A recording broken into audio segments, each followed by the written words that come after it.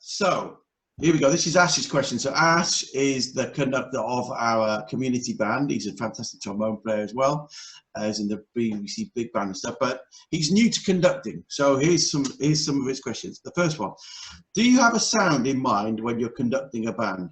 Any particular ways you work that mold the band to your tastes? Yeah.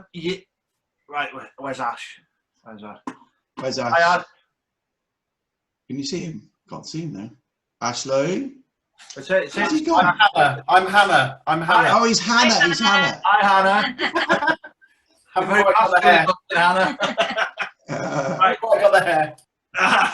Yeah, I mean, obviously, I guess most conductors would say, yeah, they have an ideal sound in their head, but I think we have to be realistic in the fact that every band we conduct is different. Every group of musicians is different, and I'm fortunate to work with quite a few really good bands who are all very different. You know, my regular bands, obviously, Tredegar is every week. Well, it is normally.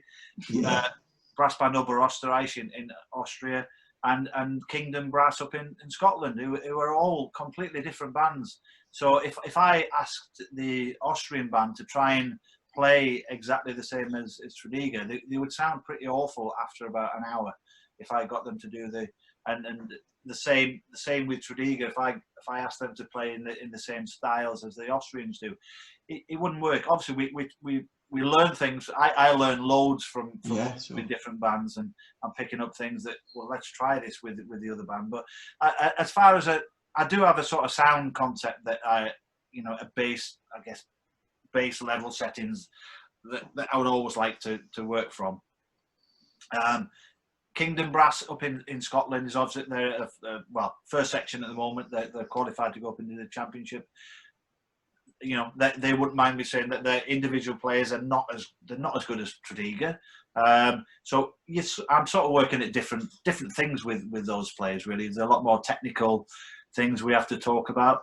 I think everybody is. I mean, Ash is obviously a professional musician. He knows that conducting a group of pro players is very different to conducting a village brass band.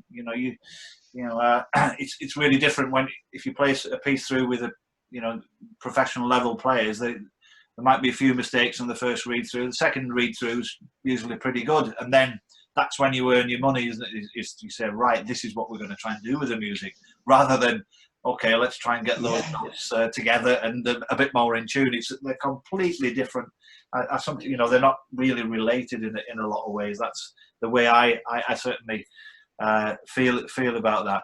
But sound wise, I think the thing I find the most exciting about a brass band is how we can just get such a thrilling sensation from a brass band.